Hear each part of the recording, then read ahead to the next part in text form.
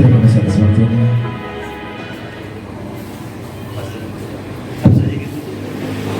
Assalamualaikum warahmatullahi wabarakatuh. Bismillahirrahmanirrahim. Alhamdulillahirrahmanirrahim.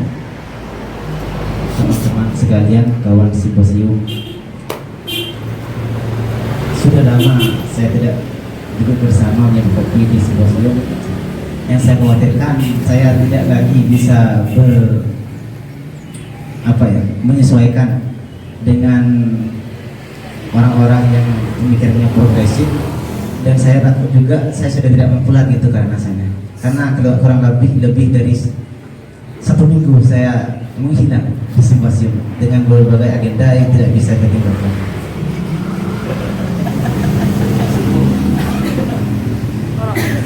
Oke, pada kesempatan siang ini saya diberi kesempatan untuk menyampaikan beberapa pemikiran dari seorang tokoh, Adam Smith. Ya, saya rasa pemikiran Adam Smith itu tidak asing bagi kita, terutama saat kita mengingat teori ekonominya yang termasyhur, yakni kapitalisme, yang bahkan sampai sekarang itu masih menjadi bahan pembicaraan, menjadi bahan olok-olokan, bahkan menjadi bahan menjatuhkan suatu pemerintahan. Itu hal biasa. Oke, sekilas saya akan kenalkan bahwasanya Adam Smith itu berbicara tentang kelahiran. Itu terjadi berbagai persepsi kapan Adam Smith dilahirkan. Cuma memang ada yang mengatakan bahwasanya dia dilahirkan pada tanggal 5 Juni 1723 Masehi, tepatnya di kota Hickler atau Skotlandia.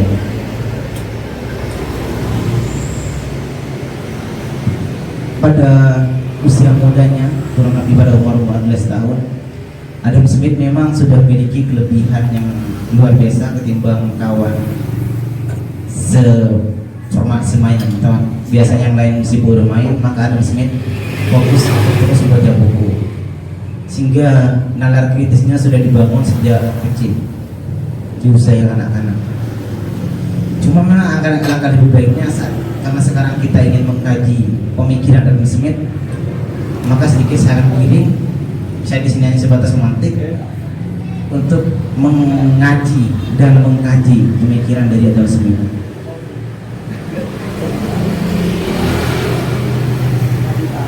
Karena di Adam Smith itu yang termasyhur itu ada yang The Weight of Nation.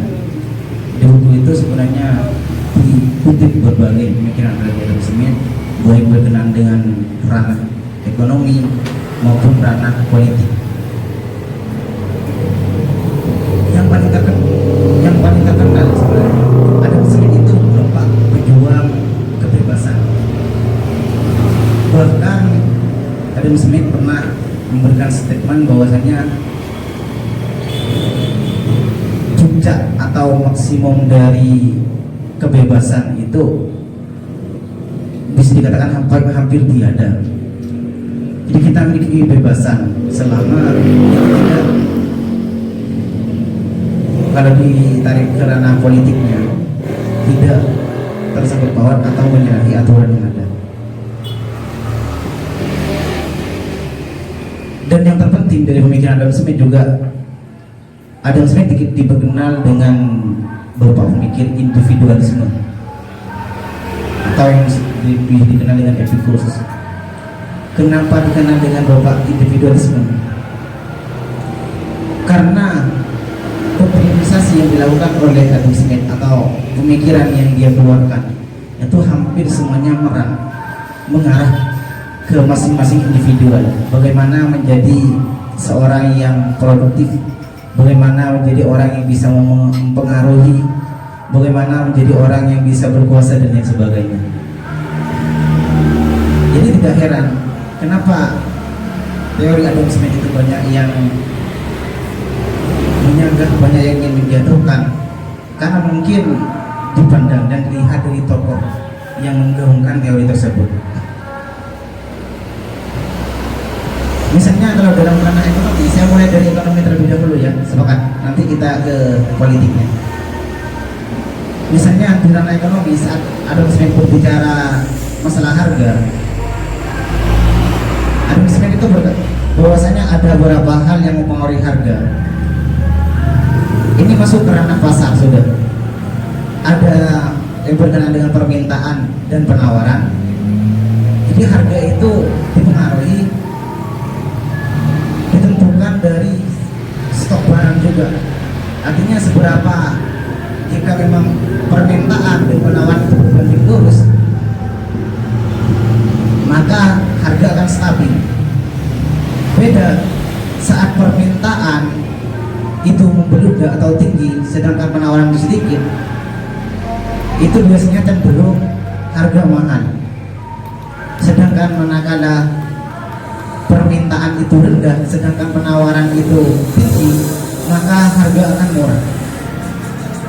Jadi itu realitas sosialnya demikian, sebagaimana dibikin oleh Adam Smith. Selanjutnya ditentukan juga dari distribusi barang atau produk yang ada.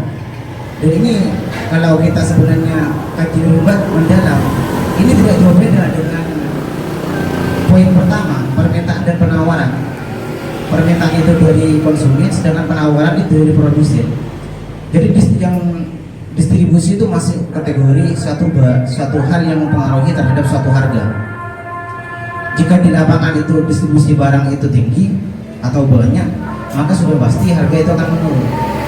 Sedangkan saat distribusi barang di lapangan itu sedikit, maka sudah pasti harga itu akan melonjak naik. Nah, memang ada sedikit hal yang dipandang menjanggal dari pemikiran Adam Smith itu. Saat dia berbicara bahwasanya di antara penyebab atau pengaruh terhadap suatu harga itu adalah kebijakan pemerintah. Padahal dalam teori kapitalismenya itu pemerintah itu tidak punya hak dan tidak berhak dan bahkan tidak boleh ikut campur persoalan harga. Cuma memang kalau dikaji, kita lanjut setelah break karena azan zuhur tadi. Jadi seperti ini. Kenapa Adam Smith memasukkan bahwasanya kebijakan pemerintah itu bisa mempengaruhi harga? Maka ini sebenarnya bukan seluruhnya murni dari pemikiran Adam Smith. Ada upaya dari Adam Smith untuk menyesuaikan dengan realitas sosial. Jadi memang kadang pula ada campur tangan pemerintah untuk mempengaruhi harga di pasaran. Lantas kenapa bertentangan dengan pemikiran Adam Smith? Maka dari itu Adam Smith termasuk di antara tokoh yang menentang upaya pemerintah untuk ikut campur ada persoalan harga di pasar. Jadi yang disampaikan tadi bahwasanya kalau di narasi di buku Adam Smith itu memang dikatakan kadang pula, kadang bukan sudah pasti. Sedangkan saat berbicara teori permintaan dan penawaran, maka itu suatu hal realitas yang sudah pasti. Kalau menurut saya, dan bagi Adam Smith juga yang mempengaruhi terhadap suatu harga itu ada pekerja. Nah, ini akan unik sekali. Saat kita berbicara pekerja atau pekerjaan, maka demikian, karena bagi Adam Smith itu segala sesuatu itu seakan-akan satu hal yang bersifat dagang itu.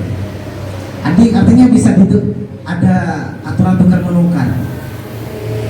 Bahkan pekerjaan atau pekerja itu bisa dijadikan alat untuk mengukur nilai, baik itu berupa nilai kesempatan, nilai produktivitas seorang atau lain sebagainya.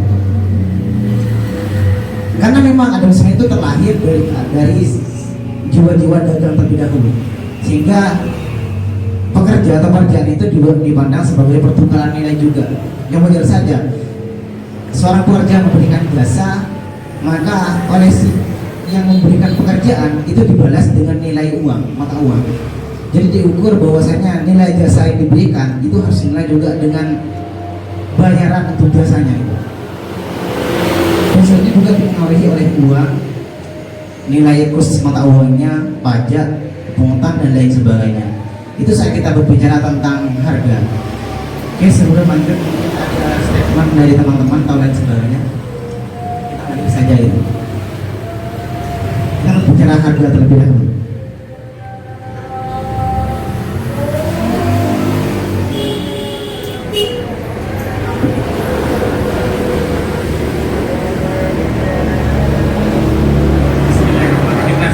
Jadi yang ingin saya tanyakan kan tadi dijelaskan ada harga permintaan, penawaran, dan yang terakhir itu saat kita melakukan pekerjaan yang mengandung jasa maka itu akan dibalas dengan finansial yang seimbang kan seperti itu.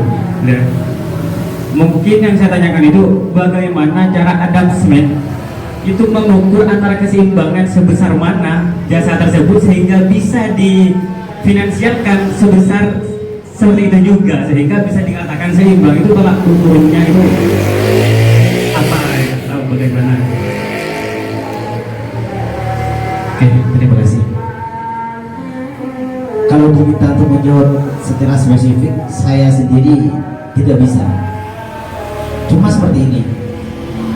Adam Smith itu kalau saya baca dari pemikirannya, dia itu tidak hanya sebatas seandainya menarik ke filsafat, dia itu bukan hanya sebatas menganut rasionalisme, tapi juga empirisme. Artinya dia juga mengakui realitas sosial yang ada. Maka itu bagaimana Adam Smith memberikan tolak ukur terhadap nilai satu pekerjaan. Maka kenapa saya berani saya mengatakan tidak bisa menjawab secara spesifik? Karena ibarat keadaan saat ini ada tolak ukur tersendiri dari suatu zaman untuk mengukur nilai pekerjaan seorang. Bisa jadi diukur berdasarkan jam per jam, bisa juga diukur dari seberapa rangkapan pekerjaan itu. Jadi misalnya semacam jika bisa menyelesaikan pekerjaan ini, maka saya bayar dengan demikian. Dan bisa juga diukur dengan silahkan kerjakan ini, per jamnya saya gaji seperti ini. Jadi saya tidak bisa menjawab secara spesifik. Selain mungkin karena keterbatasan literatur yang saya baca, juga memang kita ini saya dituntut untuk memahami realitas yang terjadi pada masa dahulu, termasuk pemikiran dari Adam Smith itu sendiri. Mungkin dari audiens lain yang lainnya ada keinginan untuk bantu, misalnya ada yang perlu diluruskan ya monggo, atau ada yang perlu ditambahkan silakan, atau bahkan ada yang kontra. Ini yang lain.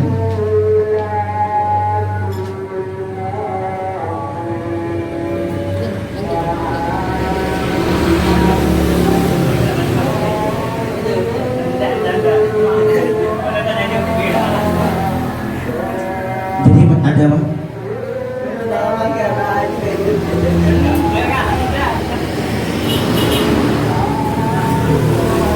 Jadi bagaimana teman-teman? Mau dilanjutkan gimana? Oke. Bahkan memang yang ada salah satu pemikiran Adam Smith itu mengatakan bahwasanya ada harga alamiah. Apa itu harga alamiah? Harga yang terjadi secara tersendirinya. Artinya yang dimaksud harga yang terjadi secara tersendiri itu terjadi karena sudah tidak bisa dianalisa ini apa penyebab sehingga harga ini berubah, atau memang belum ada teori yang mengatakan bahwasanya apa yang menyebabkan harga ini berubah.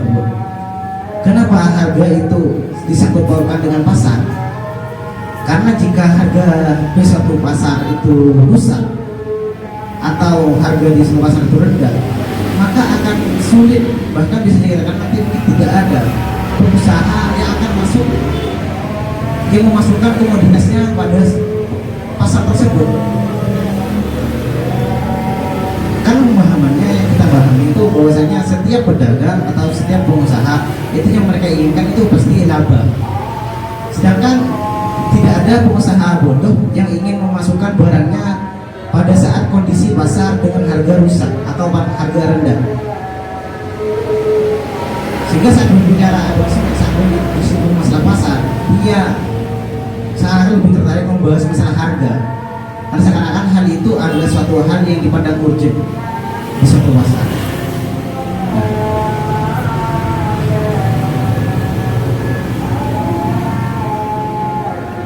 Dan jika dipandang berbicara tentang nilai, karena kan pada hakikatnya harga itu bagian dari upaya memberikan nilai pada suatu barang atau pada suatu komoditas. Maka lebih singgung dengan pertanyaan Firman tadi, kita berbicara tentang nilai, maka nilai pekerjaan itu juga diberikan penilaian dengan seberapa besar, baik alokasi waktu, baik dari kinerja yang diberikan. Jadi misalnya pekerja yang lebih memeras otak misalnya, itu sudah pasti jauh pemberian nilainya lebih tinggi ketimbang mereka yang hanya sebagai buruh atau pekerja apa ya? Atau hanya sebagai pekerja yang menggunakan otot. Mengapa demikian? Karena memang dari seluruh pemikiran manajemen itu kita dibentuk sebagai seorang yang selalu produktif, seorang yang selalu proaktif.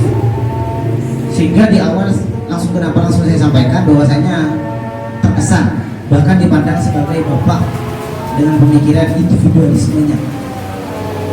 Ini upaya yang ditanamkan oleh Adam Smith itu.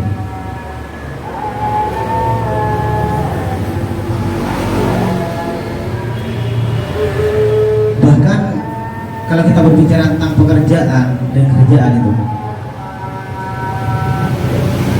itu bagian juga dari kebaikan, upaya untuk melihat nilai sehingga juga mempengaruhi terhadap suatu harga di pasaran.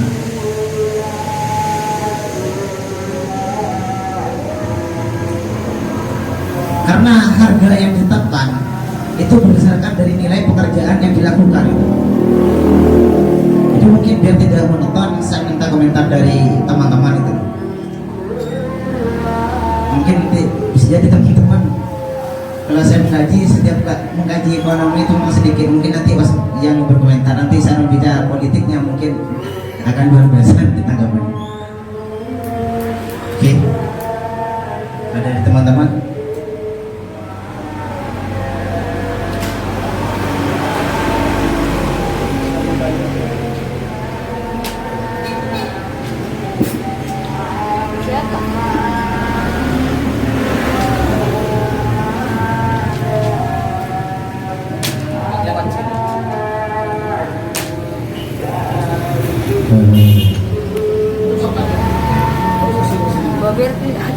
Gak bisa diputar lagi nyampe muter. Saya di sini karena saya tidak begitu memahami tentang dunia ekonomi. Cuma saya pernah sempat bertemu dengan karyanya Adam Smith itu. Ada 3 yang saya tahu dan selebihnya saya tidak tahu. Itu Adam Smith itu kan kalau dalam bukunya yang berjudul itu ada bahasa Inggris. Saya juga tidak paham terhadap bahasa Inggrisnya, itu bahasa judulnya apa, ada sentimen moral apa kayak gitu. Yang satu juga astronomi karena beliau juga astronomi. Kemudian muncul buku The Weight apa? The Weight of Nation. Dan saya itu nggak bisa melakukan bahasa Inggris. Saya benar-benar orang Nusantara.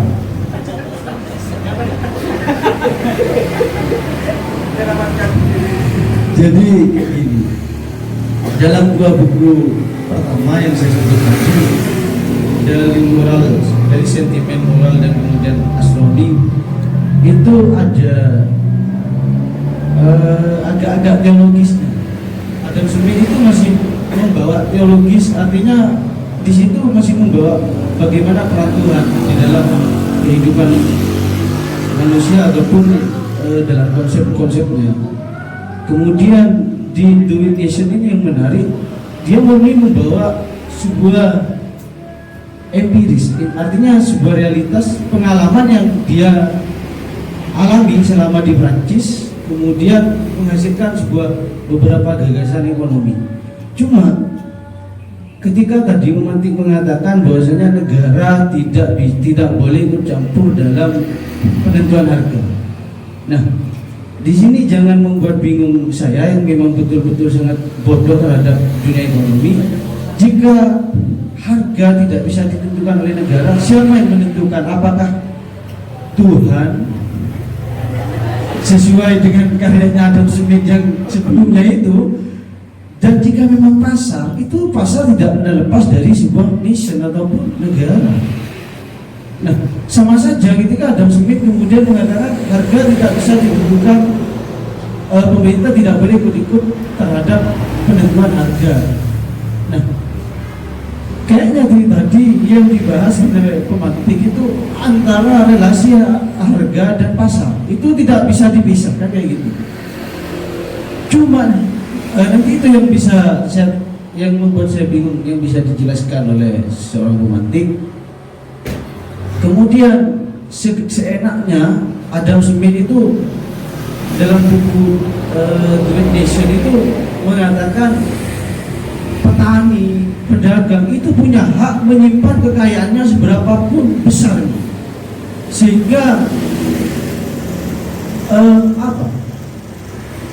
mentransfer mindset bahwasanya kita tidak bisa jangan terlalu untuk berbagi-bagi kekayaan itu sangat susah, karena tidak ada batasan seberapa besar seseorang itu harus kayanya itu berapa. Cuman kalau saya hidup sebagai manusia mungkin tidak boleh melebihi kekayaan dalam 10 triliun. Jika lebih seperti itu dikatakan saya tidak peka sosial, karena masih ada beberapa yang di sekitar. Karena Adam Smith itu bagus sebenarnya dalam pengalamannya, bagaimana dia ketemu dengan Johnson, kemudian pengaruhnya David Hume dan sebagainya, itu yang membuat diskusi itu menarik. Cuma memang ketenaran Adam Smith ini menjadi perubahan baru dalam ekonomi. Nah, itu yang saya tanyakan, siapa menentu harga itu? Adam Smith itu sebenarnya jika dia agak setuju, seharusnya memberikan solusi harga itu ditentukan siapa? Apakah yang membeli atau yang menjual, atau terserahlah, karena saya tidak terlalu paham ekonomi. Dan kemudian batasan seorang itu kaya, jika memang mengatakan Adam Smith itu peka sosial, kemudian dengan konsepnya orang petani, pedagang punya hak menyimpan kekayaan sebesar apapun mau disimpan. Walaupun saya punya uang, SMP-nya mau ditaruh dimanapun, itu terserah, bebas. Nah, nanti bisa dijelaskan mungkin ketika menyimpan hal seperti itu, apakah ada pajak atau apa. Nah, itu dari saya, kurang lebihnya mohon maaf. Assalamualaikum warahmatullahi wabarakatuh. Waalaikumsalam.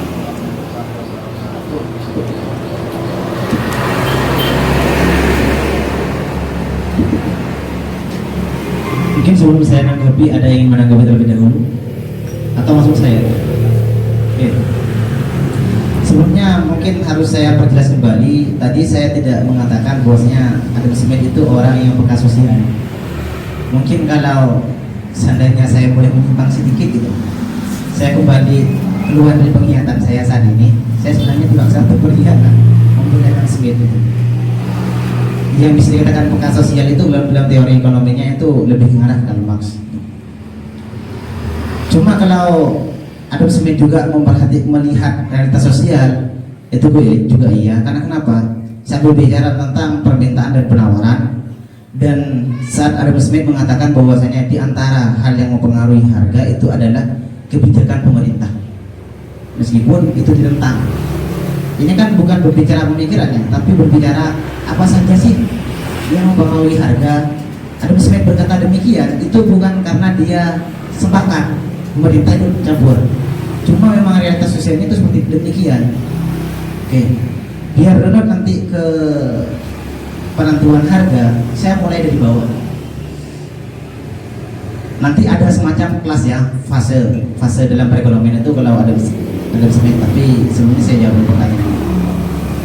Kenapa diperbolehkan setiap pedagang, pebisnis dan sebagainya itu menyimpan kekayaan yang sebesar-besarnya? Itu hal biasa. Kalau menurut Adam Smith itu tidak apa-apa, karena sudah saya sampaikan di awal bahwasanya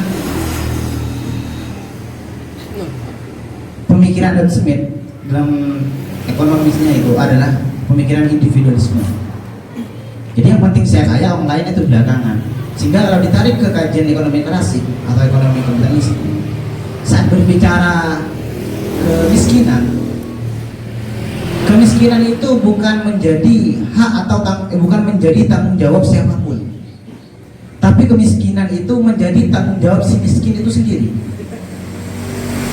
Jadi wajar, meskipun saya memiliki harta sampai segudang, saya tidak punya kewajiban untuk bersedekah.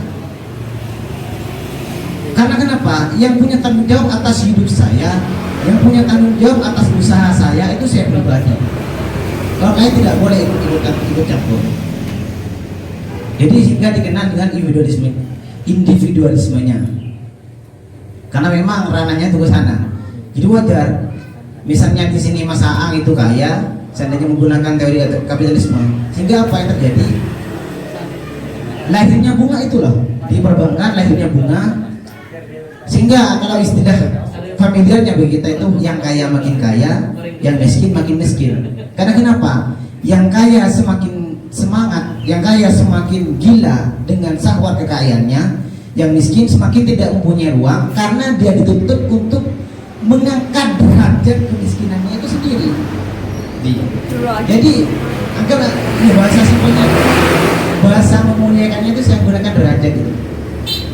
Jadi baik pemerintah, baik pengusaha dan sebagainya itu tidak punya hak, bahkan tidak punya tanggung jawab. Biarkan si miskin mencoba berusaha keluar dari kemiskinannya sendiri. Yang lain tidak punya kewajiban untuk membantu dia keluar dari alam kemiskinannya. Itu kalau pemikiran Adam Smith. Nah, ini akan relasinya akan juga nyambung saat kita berbicara. Kalau berbicara kebijakan pemerintah, pasar itu juga tidak bisa lepas dari kebijakan pemerintah. Jadi yang namanya pemikiran itu saya rasa bukan suatu hal keharusan. Beda halnya dengan undang-undang. Mohon maaf Kak, kayaknya masuk ranah hukum. Beda halnya dengan ranah undang-undang. Sedangkan ranah undang-undang atau hukum sifatnya memaksa dan mengikat. Adam Smith hanya menentang pemikiran bahwa Adam Smith hanya menentang realitas sosial jika ada kebijakan pemerintah ikut campur urusan pasar. Kenapa Adam Smith sampai menyimpang? Karena jika sampai pemerintah ikut campur, maka pihak pengusaha yang memiliki komoditas tertentu, dia ruang kebebasan untuk menentukan harga, ruang untuk meraup kekayaan sebanyak-banyaknya itu akan dibatasi oleh pemerintah. Sehingga Adam Smith menentang. Ya bukan tidak boleh pemerintah memberikan kebijakan harga, ini Adam Smith menentang. Karena nanti kalau dibahas ke ranah politiknya, Adam Smith itu bukan orang yang menentang pemerintahan, tidak, dia tidak sampai makar kok. Apalagi sampai teriak Allahu Akbar, enggak. Itu model. Jadi itulah saat kita berbicara bahwasanya penentuan harga dan masalah kemiskinan juga masalah harga. Jadi kalau andai kata sekarang itu, kenapa banyak mengatakan statement Indonesia itu masih buram antara katanya ekonomi Pancasila, apa masih ada berbau-bau kapitalismenya dan sebagainya. Karena memang terciumnya itu jika yang kaya itu makin kaya, tapi dia tidak menoleh ke samping kanan kirinya. Itu jangan sampai kita gugat. Bisa jadi dia penganut misalnya kapitalisme. Karena sudah saya sampaikan di awal, penganut kapitalisme itu hanya peduli pada dirinya sendiri, hingga disebut dengan penganut individualisme. Yang kaya, kalau istilahnya itu yang kaya makin kaya, sedangkan yang miskin tetap dia miskin. Mungkin ada tanggapan atau pertanyaan lain? Saya tanggap.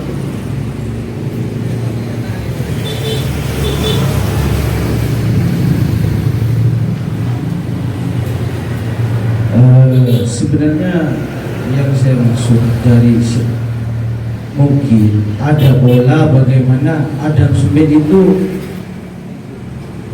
siapa tahu ada konsepnya, karena saya memang agak lupa.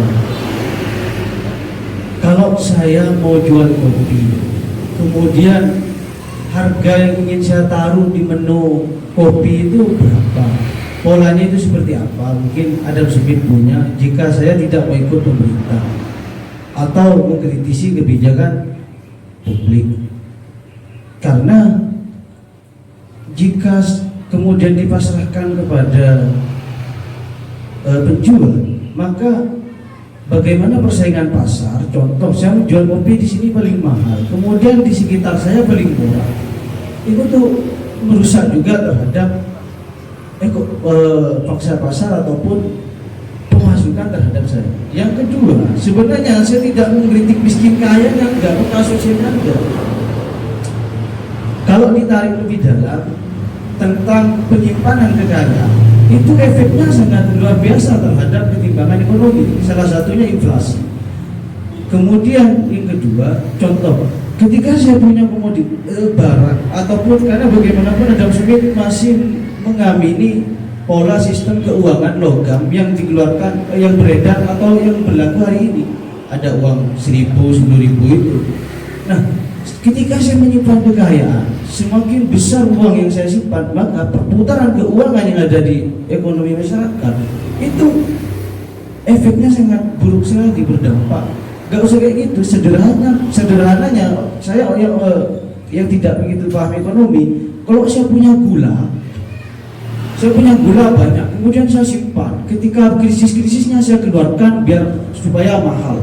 Loh, ini kan sangat merusak terhadap ekonomi. Ini pola pikir yang hari ini kemudian muncul. Soal yang mau miskin mau kaya, saya tetap mau pakai pola pikirnya Adam Smith yang dalam bukunya yang pertama, Astronomi dan Moral Sentimen, itu semuanya itu takdir Tuhan soal kaya. Karena bagaimanapun Adam Smith tidak memberikan klasifikasi siapa, bagaimana yang kaya, bagaimana yang miskin. Itu yang sebenarnya yang ingin saya harapkan. Masalah harga itu, cara menyusun harganya itu gimana, kayak gitu, yang ditawarkan Adam Smith. Jangan moro-moro Adam Smith hanya mengkritisi itu, tapi nggak memberikan solusi. Efeknya sangat bahaya sekali terhadap keberlanjutan ekonomi. Kalau kemudian harga tidak jelas bagaimana harus disusun dan dikonsepkan. Dan kemudian yang kedua itu yang masalah menyimpan kekayaan, mungkin bagaimana cara mengatasi efek-efek dari inflasi dan sebagainya itu. Karena kan kayak gini, semakin langka barang, maka harga barang itu kan semakin mahal. Seandainya emas seperti pasir, kan murah, nggak dijadikan bahan pegadaian apa kayak gitu, karena saking langkanya kemudian dibuat mahal seperti itu. Nah, ini yang tidak bisa dipecahkan dalam pola pikir saya terhadap memahami konsep Adam Smith. Bukan soal mau miskin mau kaya, nah, itu persoalan moral. Bagaimanapun Adam Smith dalam bukunya yang sentimen moral yang ada kelas di Perancis itu tidak begitu sepakat jika ada penindasan dalam ekonomi. Logikanya ketika pemerintah ikut campur, karena dikhawatirkan bagaimanapun pemerintah itu mengambil keuntungan dari ekonomi yang dihasilkan oleh rakyatnya. Nah, itu mungkin dari saya atau dari teman-teman nanti bisa menjelaskan untuk memberikan pemahaman pada saya tentang hal itu.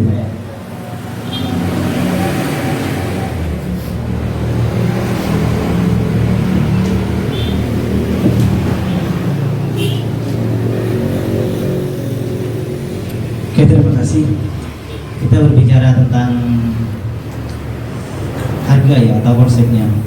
Jadi kalau bicara tentang konsep, pertama harganya dan sebagainya, maka itu kembali ke teori nilai tadi. Barang dengan nilai yang jauh yang lebih, maka otomatis akan mendapat porsi harga juga yang lebih besar.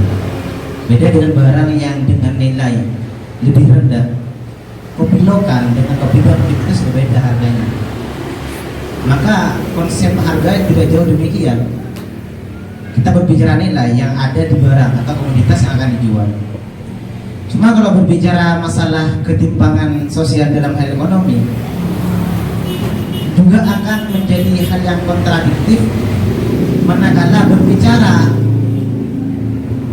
teori kapitalisme, tapi berbicara tentang moral dari segi ekonomi atau ketimpangan kemiskinan dari orang lain. Karena hal sebagaimana saya sampaikan di awal, dalam pemikiran Adam Smith itu kita tuh seakan-akan dituntut untuk menjadi orang yang produktif, dituntut untuk orang yang menjadi orang yang mandiri, pengusaha dan lain sebagainya. Sehingga bodoh amat mikirin orang lain mau kaya atau miskin, bodoh amat mau berpikir masalah penindasan ekonomi dan lain sebagainya. Yang terpenting usaha saya lancar, yang terpenting laba saya besar, itu sudah cukup. Kalau kita berbicara tentang teori kapitalisme, tapi ini pemikiran Adam Smith gitu. Dan berbicara masalah inflasi itu kan sebenarnya naiknya harga suatu barang secara terus menerus, secara berkelanjutan. Jadi kalau cuma naik saat ini sampai besok itu masih belum disebut inflasi. Baru secara terus menerus dan terjadi bukan hanya pada satu komoditas tertentu, tapi terjadi pada seluruh komoditas. Bukan hanya naiknya harga gula, tapi kopi, BBM dan sebagainya, itu yang disebut inflasi. Nah, saat berbicara inflasi, bagaimana untuk mengatasinya? Maka nanti saya akan dituntut untuk membawa bank Islam, atau dituntut untuk bahas masalah ekonomi Islam. Karena lebih banyak yang menyoroti masalah inflasi, bagaimana mengatasinya, itu ekonomi Islam. Karena kalau kita berbicara itu terjadi inflasi, naiknya harga secara terus-menerus, itu bisa dikatakan hal yang wajar. Kecuali memang nanti ada campur tangan pemerintah untuk mengatasi inflasi. Karena memang tugas pemerintah untuk mengatasi inflasi tersebut. Sekali lagi, Adam Smith itu hanya mengkritisi upaya dari pemerintah, bahkan untuk bisa dikatakan menolak upaya pemerintah untuk ikut campur masalah penetapan harga.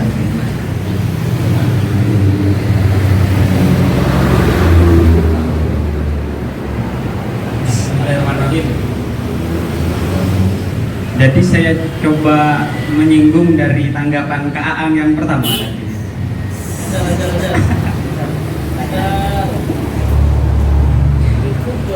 Ada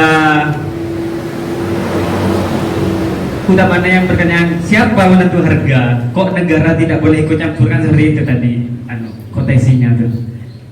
Jadi karena saya ekonomi dan bisnis Islam, ini kan pakai punya kalimat tadi, jadi sekarang pakai yang punya saya. Ada hadis, namun ini bukan sebagai perlindungan, sebagai referensi saja. Sesungguhnya Allah lah yang menetapkan harga. Innallaha huwal musairul qabidul basit. Hadis Abu Dawud.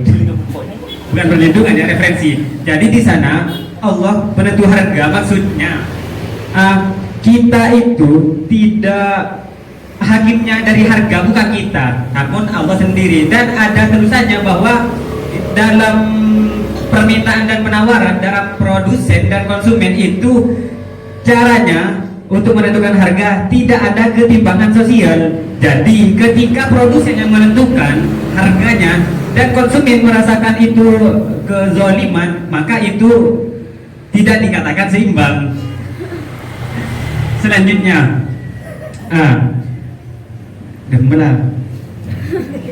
kalau penetapan harga yang tadi itu kan contohnya seperti tadi, saya ingin menjual Joshua katanya, dan harga berapa yang sepatutnya saya tetapkan, kan sore itu ada dalam teorinya bisnis plan tuh.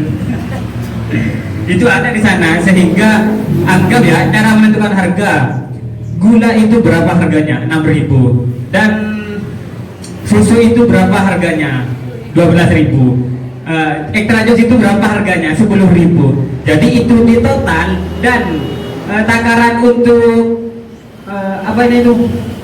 takaran untuk gelasnya itu berapa mili? Nanti tinggal dibagi akan ketahuan lah bahwa dari situ harga yang pas, tidak rugi dan tidak untung itu berapa. Dari harga pas itu kita dapat menaikkan sedikit sebagai produsen, kita yang menjual untuk mendapat keuntungan.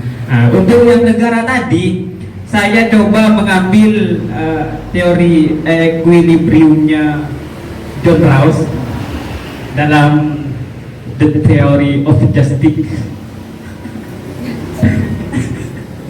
Di sana ada yang penentu harga pertama itu ada keseimbangan kontrak, kan seperti itu. Jadi memang ada kontrak dari awal yang mana jika konsumen dan produsen itu tidak ada ketimpangan dalam penentuan harga, maka itu akan tercapai sebuah equilibrium. Sehingga jika melenceng akan ada kezaliman dari sana, ada pelencengan dari kontrak yang diterapkan oleh negara tadi, maka disitulah dijadikan bahwa ada masalah, ada crash itu dalam penentuan harga di dalam ekonomi. Nah, untuk menyinggung yang selanjutnya, tadi kan harga sudah semakin kayak emas semakin sulit didapat, itu kan harganya semakin mahal. Itu dalam teorinya Adam Smith. Kembali ke Adam Smith. Dalam teorinya Adam Smith itu ada anomali harga, anomali nilai. Seperti mainnya itu dalam anomali itu mainnya itu dalam segi manfaat. Seperti emas, kok mahal padahal tidak bermanfaat. Yang lebih bermanfaat air, coba gak ada air, mati. Itu kan, air kok mau dia makin 500 selesai gua.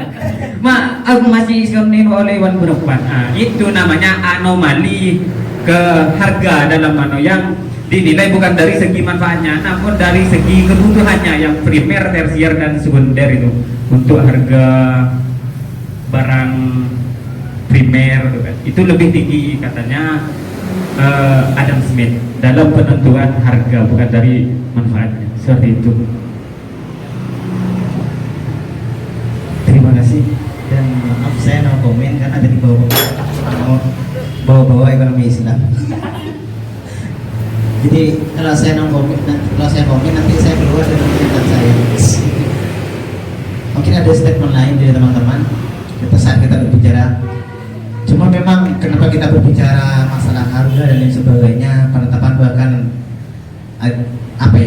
upaya peniadaan ikut campur dari pemerintah, karena memang yang diinginkan itu di pasar persaingan bebas, yang pemberlakuannya itu di pasar bebas. Mungkin ada komentar dari yang lain.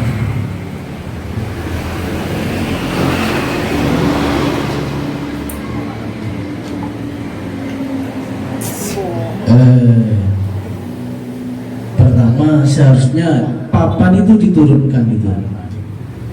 Papan itu diturunkan, kemudian di sebidang nanti biar jelas bagaimana cara menentukan harga. Mungkin ada rumus-rumusnya ya. Jangan tiba-tiba ya, saya kan hanya minta bagaimana solusinya Adam Smith yang baik itu menentukan harga itu gimana. Nah, soal tadi bahwa hadis begini nyaman kok untuk menentukan harga istikharah dulu deh. Iya saya paham, saya nggak masalah. Cuma saya punya Adam Smith ada enggak? Gimana cara menentukan harga punya Adam Smith itu coba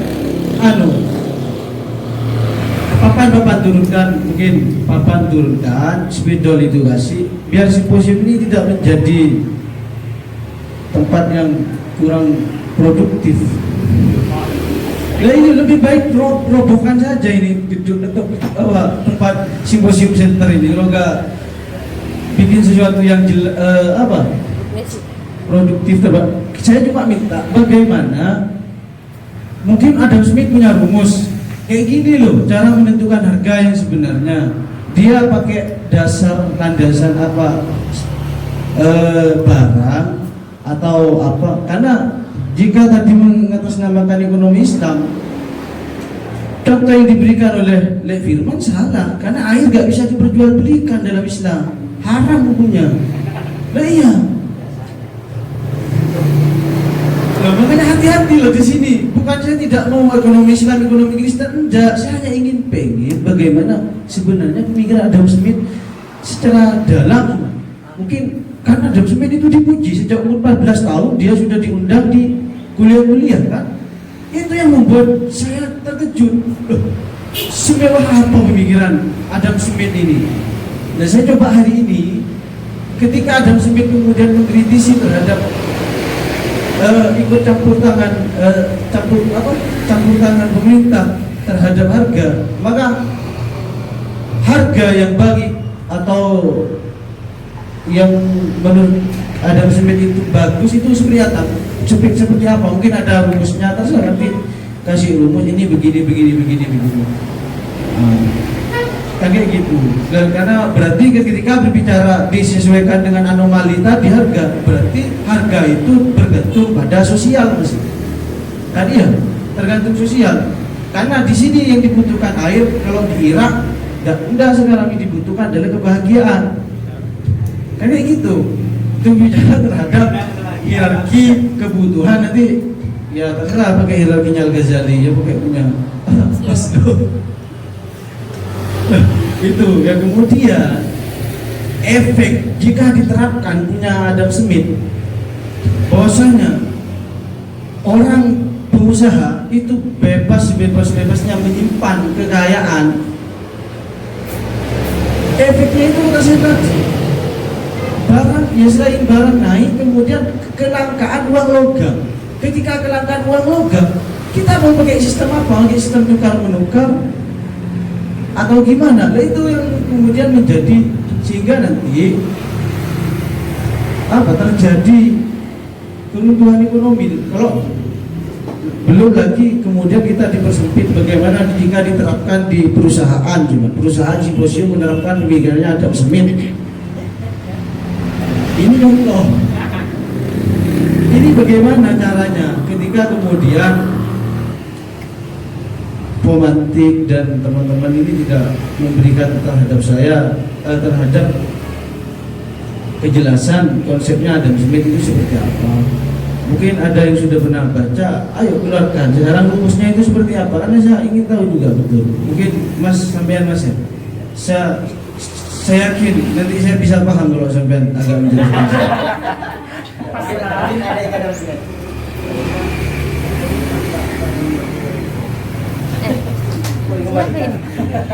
Kok balik? Oke, terima kasih. Cuma mungkin jika berbicara secara rumus upaya, saya tidak bisa rumusisasi. Iya, saya tidak bisa rumusisasi. Karena kenapa? Sepanjang saya belajar ekonomi, ekonomi Islam dan sebagainya, itu belum ada rumus tentang penetapan harga. Mungkin ada yang tahu, nanti silakan. Mungkin karena memang kebetulan saya. Cuma kalau rumus di permintaan dan penawaran itu sudah lain. Punya rumusnya siapa itu? Dan baik seperti penetapan pajak, bunga dan lain sebagainya, seperti itu baru ada rumus harga.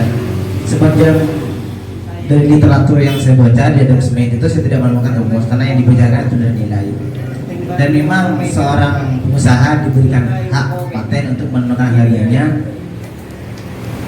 dan itu yang disebut kalau bahasanya Adam Smith itu sebagai kebebasan. Itu. Jadi mungkin kayaknya Akbar mau menerangkan tentang rumus tadi.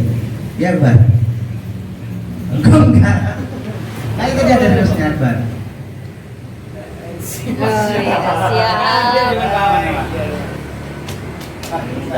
Bukan memudahkan.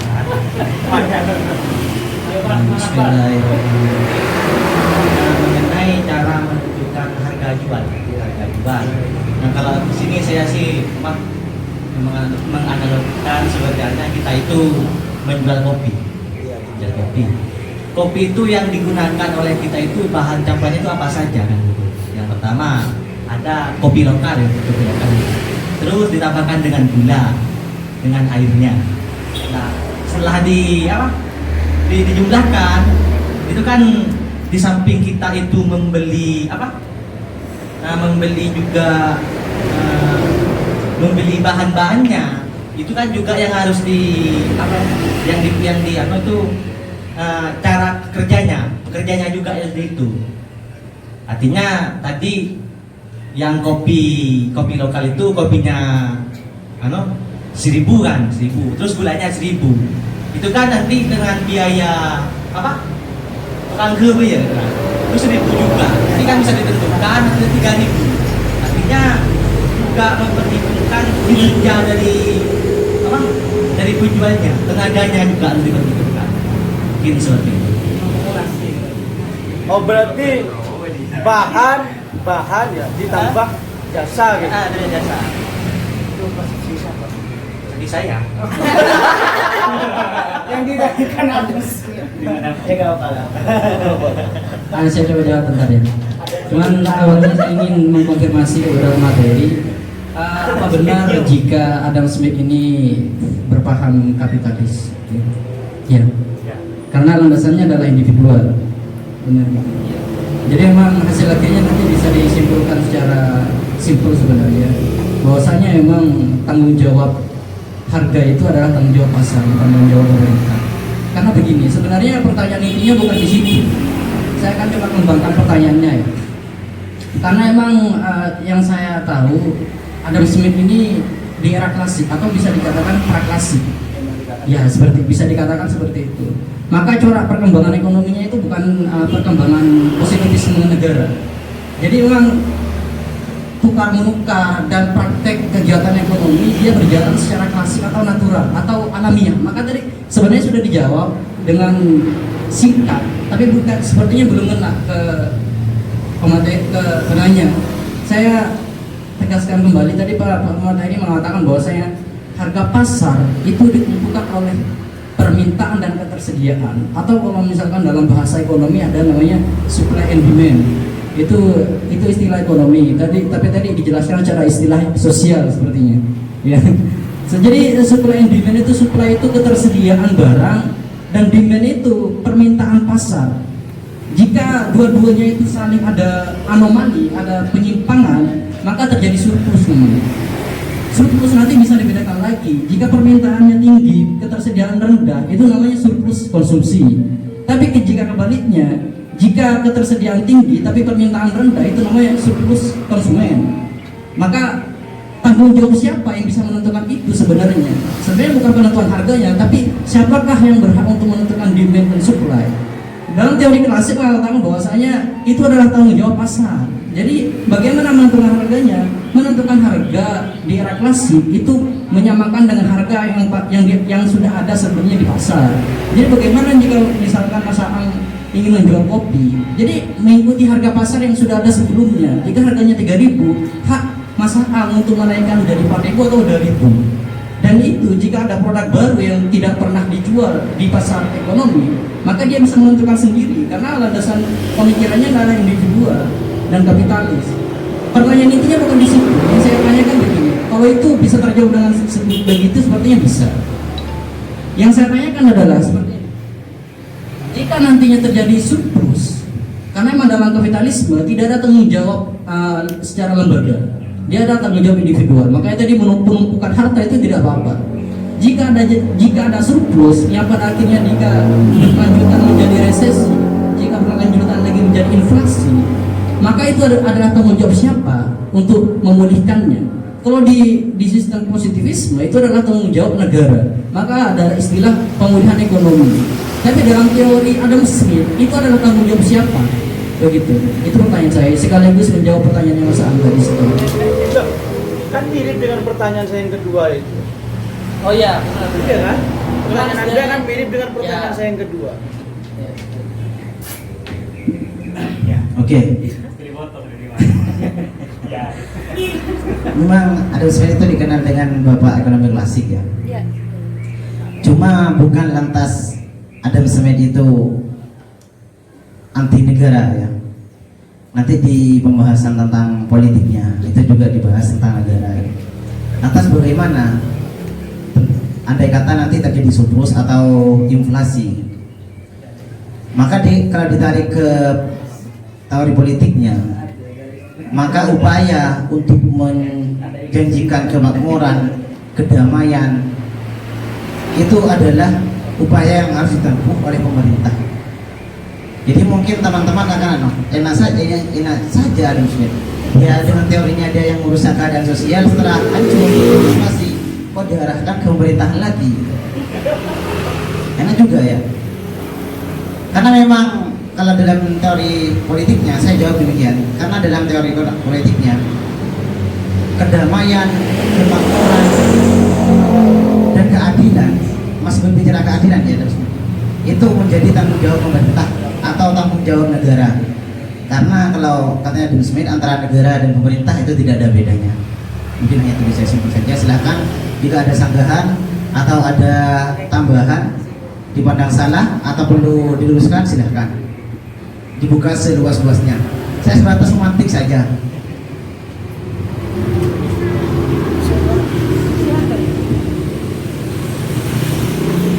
Ya, assalamualaikum warahmatullahi wabarakatuh. Waalaikumsalam warahmatullahi wabarakatuh. Ya, terima kasih atas kesempatan yang sudah diberikan kepada saya untuk mengemukakan pendapat mengenai teori kapitalisme dari Adam Smith.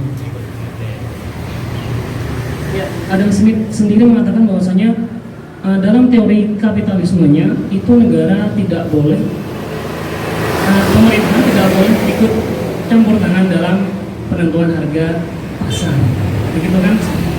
Ya, sedangkan kita tahu sendiri kapitalisme itu erat hubungannya dengan penguasa, pasti itu antara kapitalisme dan penguasa itu pasti punya hubungan yang sangat erat, yaitu hubungannya sama-sama memiliki kepentingan, begitu.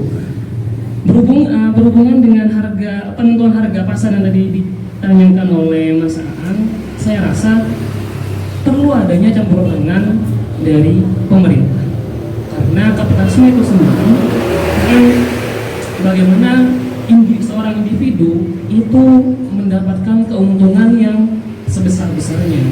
Jadi dapat diartikan bahwasanya ketika sistem kapitalisme itu diterapkan di suatu tempat atau suatu negara, maka otomatis yang lebih diuntungkan hanya segelintir orang. Kita tahu sendiri dalam suatu tempat atau suatu negara, antara orang-orang yang memiliki modal dan orang-orang yang tidak memiliki modal, atau kita katakan saja orang-orang miskin dan orang-orang kaya, itu kan pasti lebih banyak orang-orang kaya, orang-orang yang punya modal. Maka akan terjadi yang namanya ketimpangan sosial. Yang miskin, benar kata Mas tadi, yang miskin tambah miskin, yang kaya maka akan tambah kaya, karena mereka sendiri diberi kebebasan untuk istilahnya apa tadi, mengumpulkan kekayaan yang sebesar-besarnya. Mereka diberi kebebasan untuk mengumpulkan kekayaan yang sebesar-besarnya. Maka mau tidak mau, pemerintah harus ikut campur tangan dalam sistem tersebut. Kita ambil contoh sederhana saja di Madura. Kita tahu sendiri Madura itu kan banyak petani. Ketika musim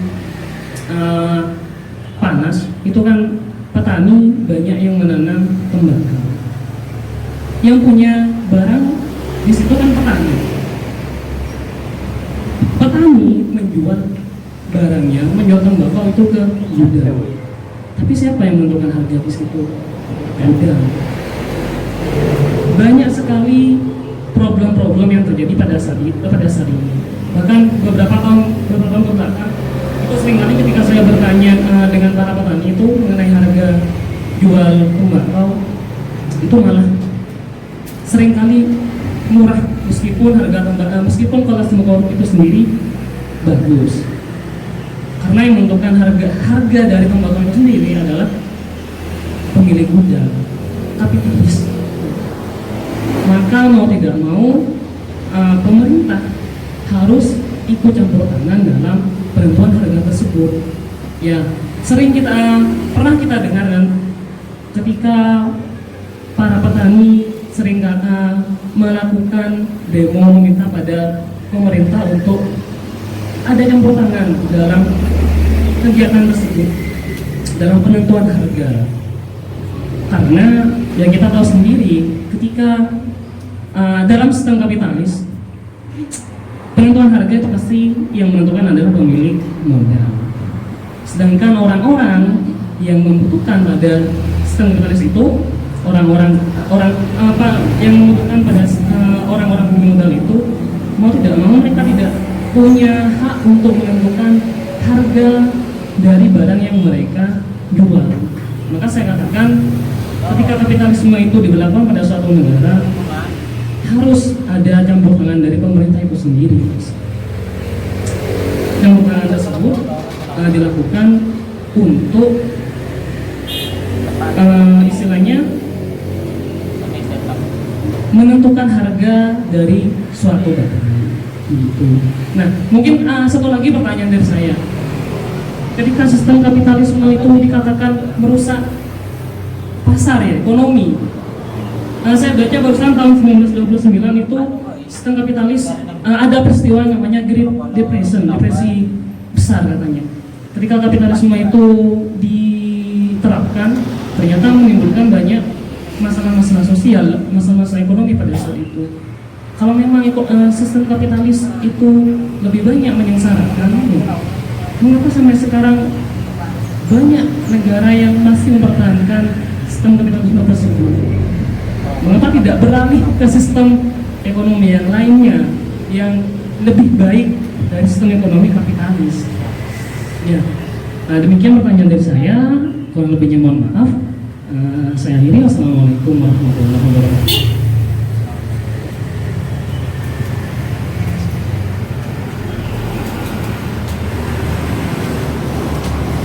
Oke, terima kasih. Kurang lebih ada 2 poin pertanyaan. Pertama, bukankah harusnya sistem kapitalisme itu erat dengan penguasa? Dan yang kedua, mengapa sistem kapitalisme sampai sekarang masih banyak yang mengadopnya? Oke. Karena sekarang kajiannya itu adalah ekopol, ekonomi politik. Maka saya akan jawab dari segi politiknya. Memang sistem kapitalisme itu memang erat kaitannya dengan penguasa. Karena kenapa?